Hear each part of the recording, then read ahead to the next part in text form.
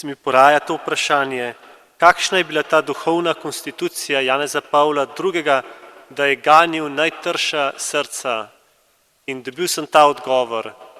Poglejte, Marjeta Marija Lakok, pobudnica praznika Jezusovega srca v cerkvi, 1673. leta je dobila to pobudo, cerkev je šele čez 200 let razglasila ta praznik za vso cerkev. Nočem tega konflikta spostaviti, ampak pokazati na eno točko. Janez Pavel II. Je bil ves Jezusov po Mariji in obljuba Jezusa Kristusa, Marije Lakok, je bila tudi ta. Tisti, ki bo častil Jezusovo srce, bo ganil tudi najtrša, najbolj trdovratna srca. In ko je šel Janez Pavel II. Po svetu in se prihajal v dialog s samodržci, z diktatorji, on je ganil tudi njih. To so zapisi. In res, ko smo se zdaj posvetili Jezusovemu srcu in smo pred zadnjim nagovorom, ponesimo v svet to sporočilo in ga tudi sami živimo.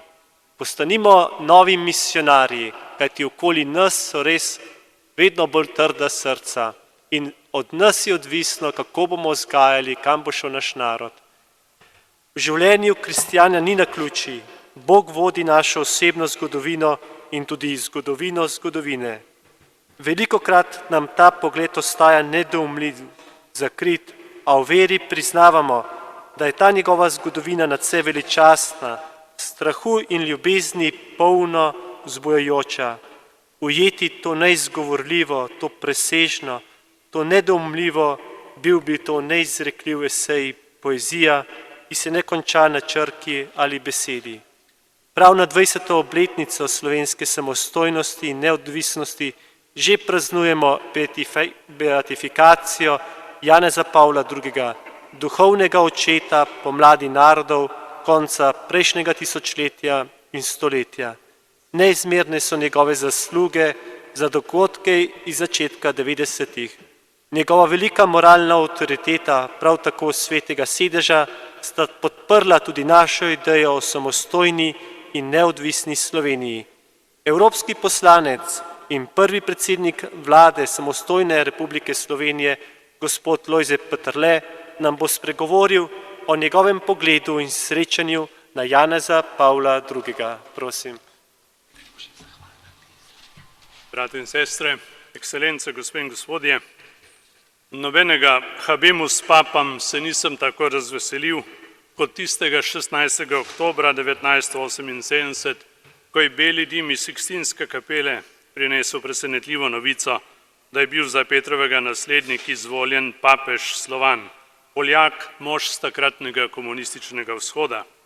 Prepričan sem, da se je takrat v konklavu nasmejano zadrževal Sveti duh. Zadišalo je po močni simboliki in spremembi, ki je kasneje prerasla v duhovno tektoniko znotraj katoliške cerkve in s posledicami v širšem družbeno-političnem okolju. Danes bi rekli globalno. Od tistega dne naprej je Karel Wojtyła kot papež Janez Pavel II. Osvajal svet in ga osvaja naprej tudi po dnevu, ko ga je Gospod povabil na svojo desnico. Imel sem čas srečati tega svetega moža osebno, moža, ki ni skrival simpatije do Slovencev, vsega skupaj 9-krat.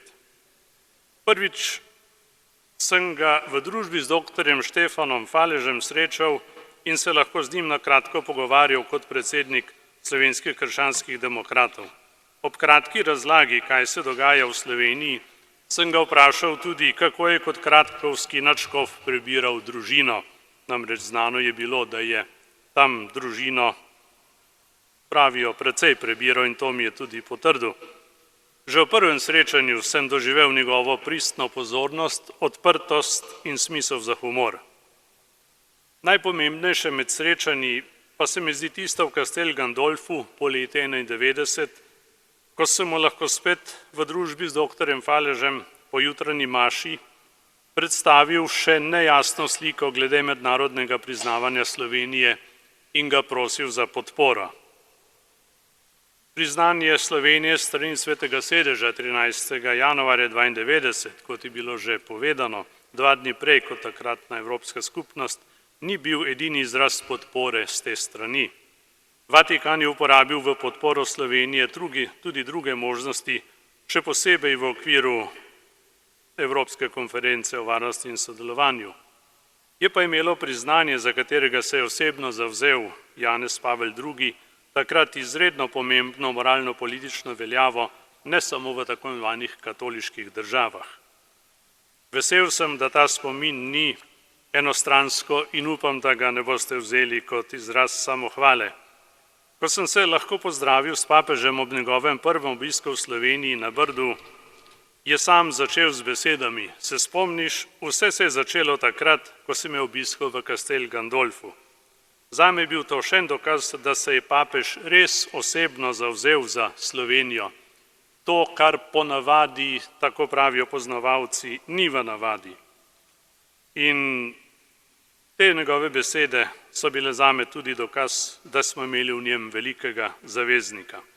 Zelo dobro je razumel stisko naroda, ki je preživel 3 totalitarizme, fašizem, nacizem in komunizem. In človek, ki ima smisel za človeka, ima tudi smisel za njegov čas. Janez Pavel II. Je imel oboje.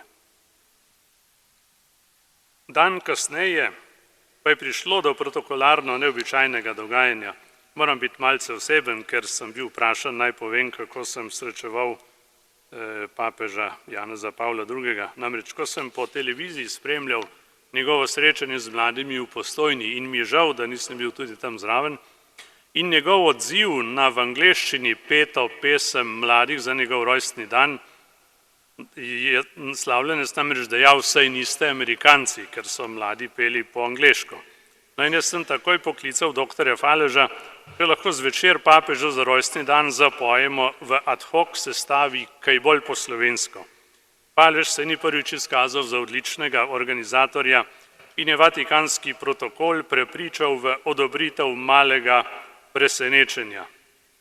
In v pevski vnemi sem takrat poklical na podokniški podvig Lojzeta Urana, Matica Potočnika, Marjana Ortarja, Janeza Perka in Andreja Štera, takratnega ministra za notranje zadeve, in komaj smo malo intonirali tamle na dvorišču nekaj pesmi, že je bil papež s spremstvom na dvorišču Škofijskega dvorca.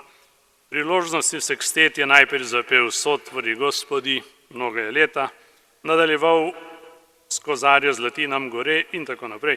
Mislili smo zapeti samo nekaj pesmi, pa se je spontano zgodil podaljšan in sproščen pevski večer, na katerem ni manjkalo papeževe dobre volje. Poznavalci trdijo, da se je z njo začelo tudi naslednje jutro. Ne morem mimo omembe prizadevanj za beatifikacijo škofa Antona Martina Slomška. Čeprav to ni bila državna zadeva in tudi ne seveda zadeva zunanjega ministra, sem ga na enem od srečanj v Vatikanu kot kristjan vprašal, kako postopek kaj napreduje. To je zahteven in dolgotrajen postopek, je resno odgovoril papež. Potem je doktor Falež dodal: "Ampak vas, sveti oče, posluša sam Bog. Bog že, moja birokracija pa ne," je hudomušno zaključil papež. Tako je bilo z našim Janezom Pavlom II., našim prijateljem in zaveznikom. In zadnjič sem ga srečal v Vatikanu na milenijskem srečanju leta 2000, ki mu je sledila posebna avdienca za nek krog politikov. Papež je bil že malo slabšega zdravja, mentalno pa še vedno čiv. Presenetil me je tudi to pot in upam, da mi tega ne boste vzeli za poskus politizacije tega prostora. Ko je protokolist najavljal po običajni maniri obiskovalca za obiskovalcem pred sedečim papežem, ga je, ko je prišla vrsta name, papež prehitel v slovenščini in je rekel: "Slovenski krščanski demokrati."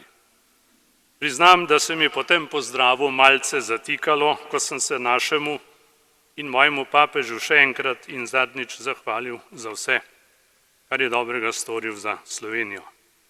Takih in tako mnogih pozornosti Slovenci v preteklosti iz tega mesta nismo bili navajeni. Novica o njegovi smrti me je našla na politični dolžnosti v srednjeazijskem Kirgistanu, ki je takrat doživljal revolucionarne čase. Tudi tam, tisoče kilometrov stran, sem doživel v pretežno nekrščanskem okolju posebne trenutke, ki se zgodijo samo takrat, kadar se poslovi velik človek, ki živel za druge. Ko sem v tistih trenutkih, polnih nekega posebnega miru, gotovosti, spoštljivosti in hvaležnosti, poklical doktorja Ivana Rebernika v Rim, mi je le-ta dejal: tu se dogaja nekaj enkratnega. Od papeža se že ure poslavljajo tisoči in tisoči mladih ljudi. Te besede ganjenega prijatelja sem doživel kot še eno potrditev, da se je poslovil in dokončno vstopil v našo zavest nekdo, ki je človek za vse čase. Naj sklenem. Bogu sem hvaležen, da sem v času, ko se nam je nasmejala zgodovina, lahko doživel prijateljsko naklonjeno bližino papeža Janeza Pavla II., ki je znal biti univerzalen in oseben hkrati. Slovencev ni nagovorilo samo tisto, kar nam je posebej povedal v nam najljubšem jeziku. Njegov ne bojte se, s katerim je opogumljal rojake Poljake in še posebej poljsko solidarnost, je odmeval tudi v Sloveniji. Njegov odločni in krščanski ne ideologijam zla je deloval globalno. Njegov klic k združeni Evropi z zavestjo o krščanski razsežnosti in njene identitete pa je ostal žal marsikje preslišan. Verjetno pa so vsi razumeli, na kaj je mislil papež Janez Pavel II., ko je govoril o Evropi dveh pljučnih kril.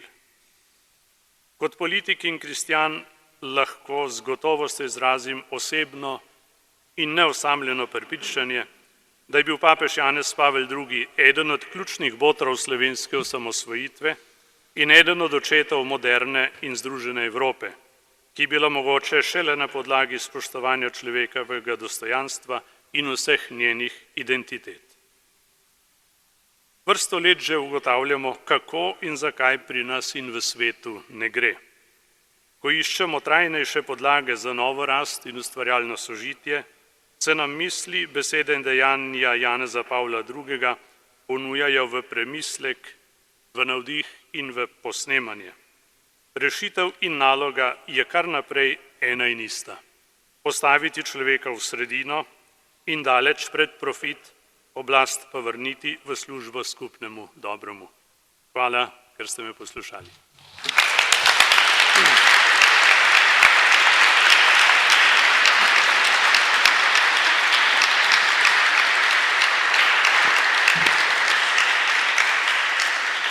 Hvala, gospod Lojze Peterle. Tako smo prišli do sklepa. Mislim, da je bil to res, da smo vztrajali 7 tednov in da smo razširili uro Božjega usmiljenja, s katero smo se pripravljeni na beatifikacijo Janeza Pavla II., tudi na vse ostale slovenske stolnice, izraz res naše srčne hvaležnosti za Janeza Pavla II.,